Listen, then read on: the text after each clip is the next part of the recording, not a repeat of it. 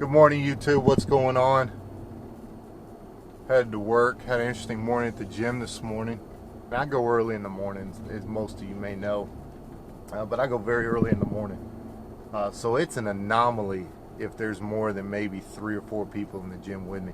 Most of the time, I have the gym to myself for at least a good portion of my workout.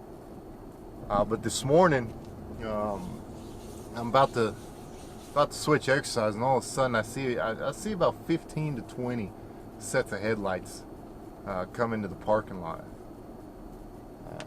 And I'm not exactly sure what's going on. I don't know if it's a boot camp or a CrossFit session or whatever. But all I know, man, is there were a lot of yoga pants, perfume, and foam-covered dumbbells being thrown around this morning.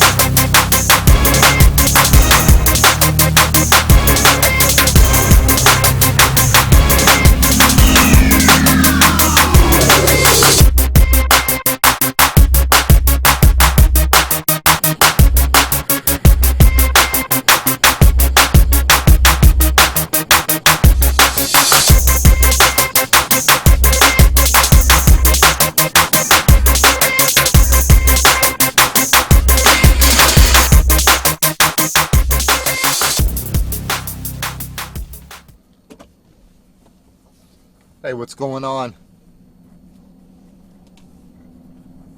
Welcome to this Saturday afternoon, or Saturday evening actually, version of my YouTube channel. Had an interesting day today. First off, had an earthquake, 5.6 magnitude earthquake at 7 a.m. this morning. I didn't necessarily feel it. I was at the gym. Yes, it's me dropping the dumbbells. No, I'm kidding. I know everybody and their moms made that joke already. But in reality, had a 5.6 magnitude earthquake this morning at 7 a.m. Scared the kids and the wife a little bit, but everything's okay. It's all good where we're at. But it actually happened near the Kansas border, and it was felt throughout Texas, New Mexico, Arkansas. So pretty impressive when it comes to tectonic plate shifts. Anyway, I came on to tell you that I did a chest day today, and unfortunately that chest day was a semi-deload day. What's a deload, you ask? Good question. I'm going to tell you. It is the worst thing ever. I would rather have 7 straight leg days than a deload week. But deload days and deload weeks are necessary. As you saw in the video earlier, 405 for reps. Typically 405 tends to go up a little easier for me than that. I'm going to start getting into a little heavier weights, and so the deload week is basically to let my body recover more fully, so I can go in Tuesday with heavier weight and feel more fresh. I'm feeling fatigued. I'm at the end of near the end of a 14-week cycle of heavy weight. And so my body's starting to feel more fatigued. My central nervous system, I can feel the effects of the heavy lifting in that. And so I took a deload day so I can finish off the last 2 weeks pretty strong, and then start preparing for the powerlifting meet in October. Now, you can deload one of 3 ways, really. They're necessary evils. They suck when you're doing them, but Well worth it. Well worth it when it's done. Terrible during it, but well worth it then it's done. Worse than leg day. I cannot explain to you enough how terrible or how much they suck, but definitely something you need to incorporate into your exercise plan. First and foremost, 3 ways you can deload. First off, and this is the way I prefer to do it, you can go through your normal workout routine. But you cut the weight down to 40 to 60% depending on the lift. Typically, your squat and your deadlift you probably can take down to 50 to 60% range. But things like bench or incline things, mostly upper body, you take to a 40 to 50% range. Number 2, second way you can do it is you can keep the weight the same, but you can decrease your sets and or your reps.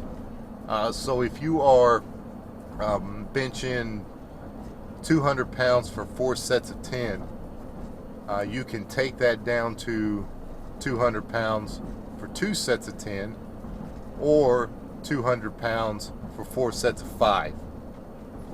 And I'll caveat that the deload week, you are going to walk out of the gym feeling weak, feeling like you haven't done anything, feeling like you didn't get anything from your workout, but you have, and we'll explain it here in just a minute. The second or the third way you could prepare or you could deload is to do a circuit. High reps, 15, very, very low weight. I would say no more than 50%, probably closer to a 35 to 40% rep range. Decrease your rest time, but really, really significantly decrease your weights and do a circuit. And if you don't know what a circuit is, it's basically you're going to go from bench to curls to tricep push downs to rows, or whatever the case is, depending on it. You can get fancy with it, you can be pretty simple, but that's another way to deload for the week. And so a lot of options, pick whichever one you like. The purpose of the deload week, though, typically when you start to feel the fatigue and so forth, basically what it is your body is starting to get to the point where it's harder for it to recover.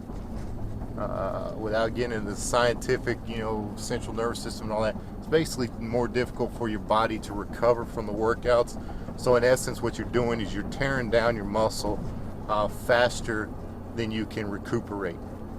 And so what a deload week does is allows you to work out, and so when you work out, the blood's going to go to that muscle, but you're not tearing it down enough to where your body can't recover from it. So it kind of lets your body, catch up, if you will. A lot different from taking a week off, though.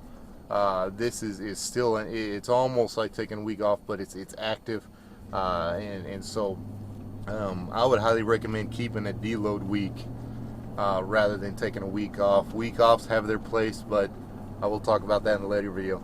Now, when should you deload? Excellent question. I can't give you a set day. I can't say after 3 months you should have a deload week or after 8 weeks. It depends on the person and their fatigue and their endurance level and so forth. So what I would say is, you're going to have bad days at the gym, days you don't feel well and all that. But when those bad days, those fatigue days, those days where you're not moving the weight as fast or as easy as you'd like to, and they become more and more consistent, and you'll know once it happens. But when they become less and less or more consistent, then what I would then take a deload week. Just cut the weight down and give your body a chance to recover. And I promise you, when you go back to the gym, you're going to feel refreshed. You're going to be happy you did it. You're going to be glad it's over, but you're going to be happy you did it, and you're going to end up continuing to make gains. If you're plateauing, in other words, you're not gaining anything. Say you were gaining 5 pounds on the bench every other week, and you continue to go up, and all of a sudden you've been doing 200 pounds on the bench and can't get past that 10 reps, and you've been doing it for 4 to 5 weeks and still haven't been able to get past it, then I would highly recommend taking a deload week to let your body recover, and I would almost guarantee you're gonna pop out of the old plateau pretty quick with the deload week. So as always, thank you for watching the channel. Please excuse the yoga pant joke at the beginning of this bad boy, and like, share, subscribe. Hit me up in the comments, hit me up on social media, it's all listed below. Guys, have I hope you had a great Labor Day weekend. Enjoy the week afterwards, and we will talk to you guys later.